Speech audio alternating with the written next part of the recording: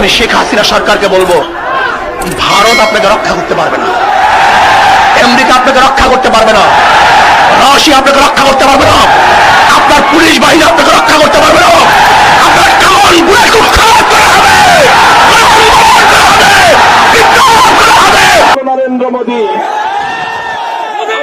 বর্তমান পৃথিবীতে নরেন্দ্র মোদী হল সবচেয়ে বড় জঙ্গিবাদী। নরেন্দ্র মোদী হল এই বর্তমান বিশ্বের সবচেয়ে বড় সাম্প্রদায়িক। নরেন্দ্র মোদী বর্তমান এই পৃথিবীর সবচেয়ে বড় জঘন্য সন্ত্রাসী। হাজার হাজার মসজিদ হত্যা করার পর, হাজারো মুসলমানের রক্তে তার হাত রঞ্জিত করবার পর, শাহজালালের এই পবিত্র বাংলার মাটিতে নরেন্দ্র মোদী যদি আসবার দুঃসাহস দেখায়, স্পষ্ট ঘোষণা করতে চাই, বাংলাদেশে কিয়ামত কায়েম হবে।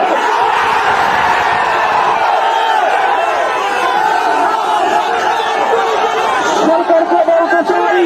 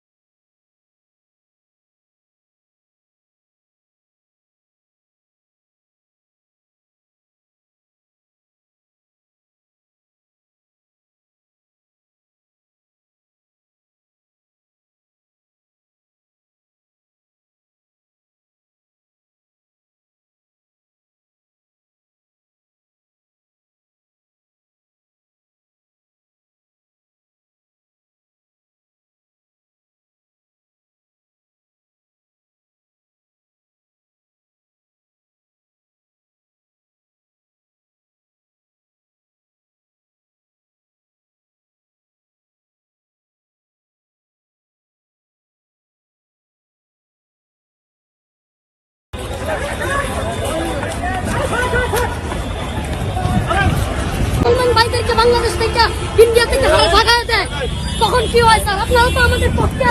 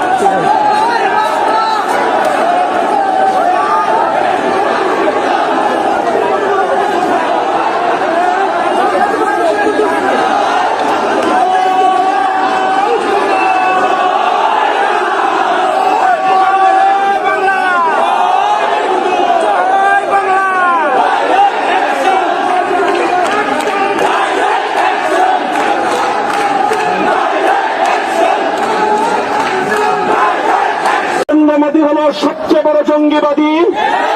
নরেন্দ্র মোদী হল এই বর্তমান বিশ্বের সবচেয়ে বড় সাম্প্রদায়িক।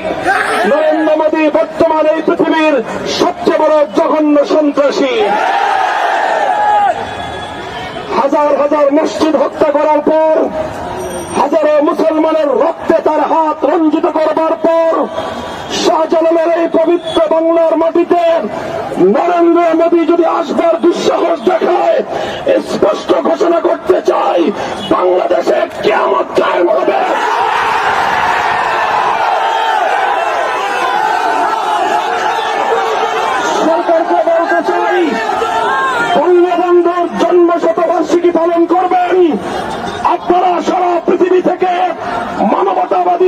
নেতৃবৃন্দকে আহ্বান করুন, বাংলাদেশের মানুষ তাদেরকে সদর আমন্ত্রণ জানাতে প্রস্তুত।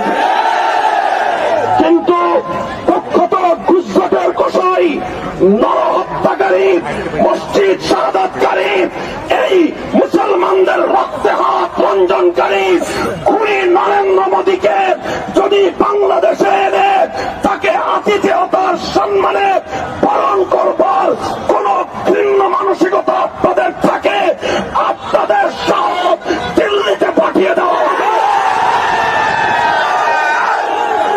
নরেন্দ্র মোদীকে বাংলাদেশের মাটিতে পা রাখতে দেওয়া হবে না। নরেন্দ্র মোদীকে বাংলাদেশে গ্রহণ করা হবে না।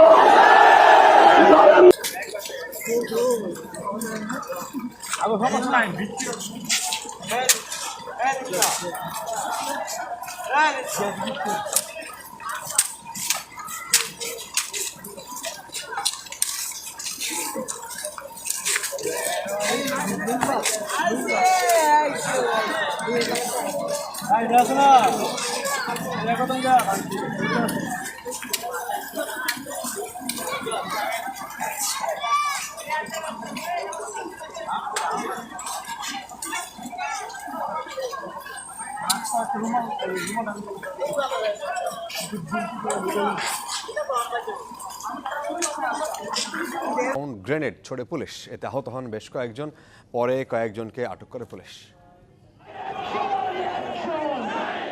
স্বাধীনতার সুবর্ণ জয়ন্তীতে ভারতের প্রধানমন্ত্রী আসার বিরোধিতা করে চলছে প্রতিবাদ।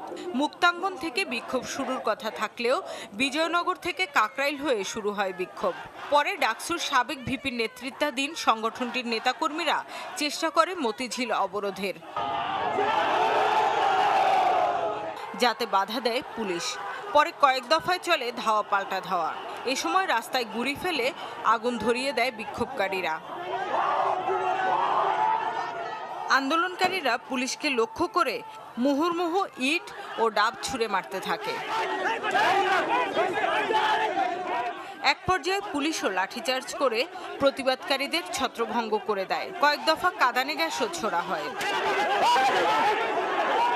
দুপক্ষের এই সংঘাতে কয়েকজন পুলিশ সদস্য এবং বিক্ষোভকারী আহত হন। ধৈর্য ধারণ করার পরও যখন দেখি যে আমাদের ফোর্স একের পর এক ইনজুর হওয়া শুরু হয়েছে, তখন আমরা নিয়মতান্ত্রিকভাবে তাদেরকে মোকাবেলা করি। মোকাবেলা করার পরে তারা বিভিন্ন দিকে চলে যায়। এখন পরিস্থিতি নিয়ন্ত্রণে আছে। পরিস্থিতি নিয়ন্ত্রণে আনতে মাওলানা রফিকুল ইসলাম সহ কয়েকজনকে আটকও করে পুলিশ। পরে ধানমন্ডির গণস্বাস্থ্য কেন্দ্রে সংবাদ সম্মেলন করে আটক ব্যক্তিদের ছেড়ে দেওয়ার দাবি জানান প্রতিবাদকারীরা। পরিকল্পিতভাবে আমাদের এই শান্তিপূর্ণ বিক্ষোভে অতর্কিতভাবে ঝামেলা চালিয়েছে এবং অতর্কিতভাবে আমাদের উপর আক্রমণ করেছে। শামিমা সুলতানা, চ্যানেল 24, ঢাকা।